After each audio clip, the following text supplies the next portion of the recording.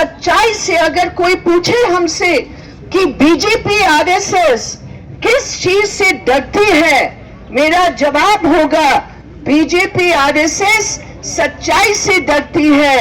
सच्चाई के आधार पर आंकड़ों से डरती है और इसलिए उनका हमेशा यही काम रहा है कि झूठ के आधार पर वो एक ऐसी कहानी बना ले कि जो अपराधी है उनका अपराध छिप जाए और जो शिकार हुए लोग हैं उन्हीं को शिकार बनाया जाए। भाजपा आरएसएस दंगाइयों को संरक्षण देना बंद करो। कल हम लोग जहांगीरपुरी में थे और हमें पता चला कि आज भी दिल्ली की पुलिस एक तरफा कार्रवाई कर रही है और घरों में घुस कर आतंक फैला रही है और पूछताछ के नाम पर नौजवानों को गिरफ्तार कर रहे हैं। वो नौजवान कौन है? वो नौजवान एक विशेष कम्युनिटी, अल्पसंख्यकों, एक धर्म में विश्वास करने वाले वो नौजवान है जो आज पूरे सी ब्लॉक में एक आतंक का माहौल बना हुआ है। हम लोग जो वामपंथी हैं, जो कम्युनिस्ट हैं, हम उन तमाम तत्वों के खिलाफ है, चाहे किसी भी धर्म के क्यों ना हो, जो दंगा फैलाते हैं। हम चाहते हैं कि पहचान करके, चिन्हित करके उनके खिलाफ सख्त से सख्त सजा हो। लेकिन आज क्या हो रहा है? आज कानून की धज्जियां उड़ाए जा रहे हैं।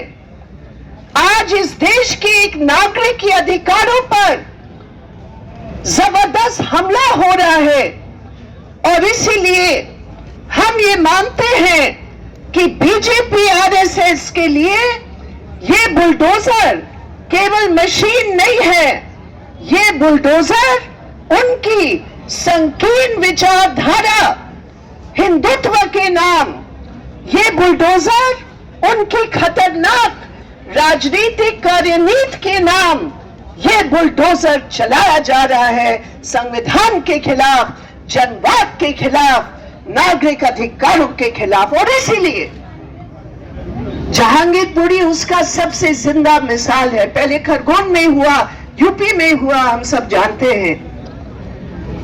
लेकिन ये कहना जरूरी है कि 16 अप्रैल को जो एक कहानी बनाई गई है कि एक शांतिपूर्ण हनुमान जयंती के लिए शोभा यात्रा पर सी ब्लॉक में पहुंचती अपराधी तत्व जो बांग्लादेशी और रोहिंग्या हैं, उन्होंने इस शांतिपूर्ण शोभा यात्रा पर पथराव किया।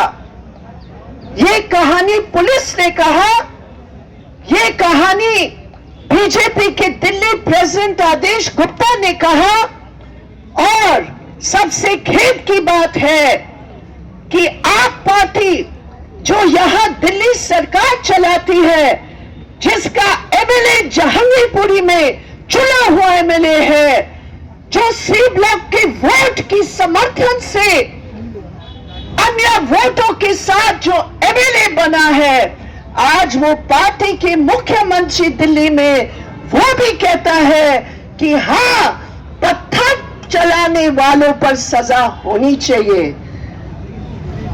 ठीक है, पत्थर चलाने वालों पर सजा होनी चाहिए, लेकिन वो शोभा यात्रा के संबंध में पूरा खुलासा हो रहा है।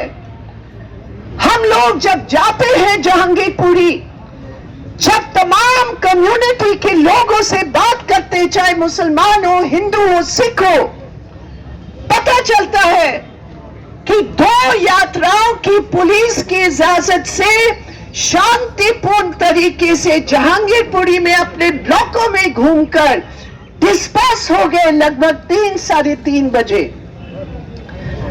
उसके बाद बजरंग दल की युवा वाहिनी, विश्व हिंदू परिषद, उन्होंने बगैर पुलिस की इजाजत से इकट्ठे होकर मेन रोड पर नहीं चले, सी ब्लॉक के गली के अंदर जाकर, और वो तथाकथित शोभा यात्रा, मैं तथाकथित इसलिए कहती हूं, धर्म से उनका कोई मतलब नहीं था।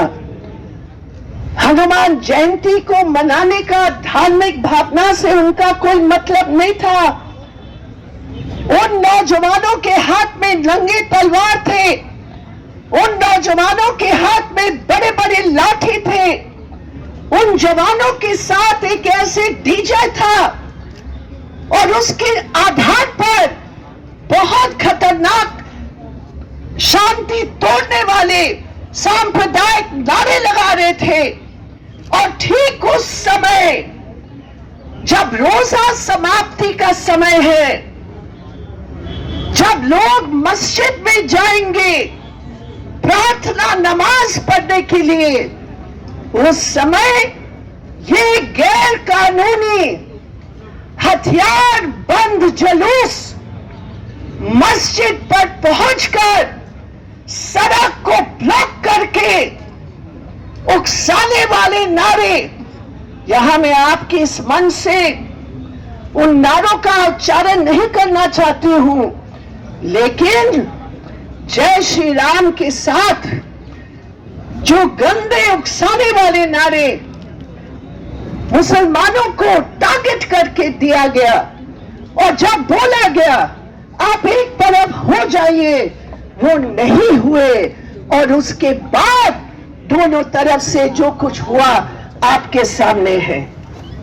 लेकिन आप कारण नहीं ढूंढेंगे। आप जिसने जानबूझकर गैर कानूनी हथियार बंद जुलूस निकाला, उस पर आप कोई कदम नहीं उठाएंगे। अभी 27 जो अभी तक गिरफ्तार हुए हैं, 22 लोग मुस्लिम नौजवान हैं, 5 हमारे साथी, यहां आशा है ये लोग गए वहां मिलने के लिए उनके परिवार से। उनकी परिवार के 4 लोग गिरफ्तार हुए। एक जो उनका मुख्य है, एक मंदिर सरकारी जमीन पर बनी है, उन्होंने पुलिस के मुताबिक इस जुलूस का नेतृत्व दिया, और उस परिवार के 4 लोग गिरफ्तार हैं। लेकिन मैं ये पूछती हूं, 120B का जो धारा लगा है उनके ऊपर, क्या हम लोग हिंदुस्तान के लोग ऐसे कानून के, हम ऐसे मूर्ख हैं कि हम ये विश्वास करेंगे कि 150 की भीड़ में, जिसमें 2 पिस्तौलधारी भी थे, आपने केवल 5 का नाम लेकर कंस्पिरेसी की बात की? पहले FIR में बजरंग दल और विश्व हिंदू परिषद का नाम था, पुलिस ने हटा दिया। विश्व हिंदू परिषद का इलाके का नेता को गिरफ्तार किया। कुछ घंटों के अंदर जब धमकी विश्व हिंदू परिषद के बड़े नेताओं ने दिया पुलिस को, उनको तुरंत छोड़ दिया। ये नहीं हो सकता। दिल्ली पुलिस मुर्दाबाद, मुर्दाबाद, मुर्दाबाद। और उसके बाद 20 तारीख की घटना, साथियों आप सोचिए, आप जो जहांगीरपुरी जानते हैं, हर ब्लॉक में गरीब लोग हैं जो अपने मकानों के साथ दुकान चलाते हैं। कोई खोखा लगाया हुआ है, कोई रेड़ी के साथ वहां खड़ी है औरत। तमाम इलाके में फैक्ट्री बंद पड़े हैं, कोई रोजगार नहीं है। कल कितने औरतें आए बताने के लिए कि हमने कितना बचत करके वो रेड़ी खरीद कर हम सब्जी फल थोड़ा कुछ कुछ हम लोग बेचते हैं, लेकिन 20 तारीख को जब सुप्रीम कोर्ट का ऑर्डर 10:45 पर आ गया था, लगभग 1.5 घंटा तक ये दिल्ली पुलिस ने नॉर्थ एमसीडी की जो कार्रवाई थी, जो केवल आदेश गुप्ता के आदेश पर जो बुलडोजर वहां चले, धज्जियां तो संविधान की उड़ गए, धज्जियां तो कानून के उड़ ही गए, किसी को नोटिस नहीं दिया। लेकिन सुप्रीम कोर्ट की भी पूरी तौर पर मनहानि हुई और हम लोग सब मिलकर उसको रोका। लेकिन मेरे प्रिय साथियों, लगभग 120 परिवार हैं जो सीधे तौर पर प्रभावित हैं।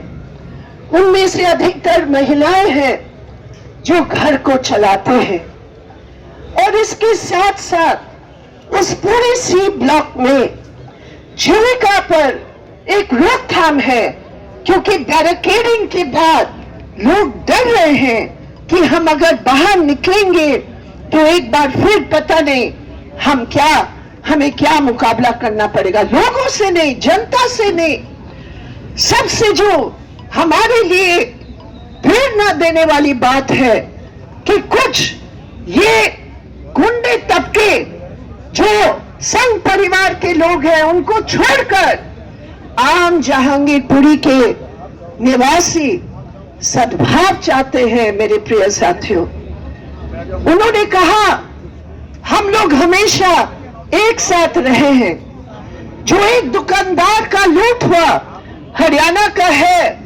उसने हमें कल बताया कि दीदी एक तरफ मुसलमान है, एक तरफ हिंदू है। हमने कभी भी उनको हिंदू मुसलमान के रूप में नहीं देखा।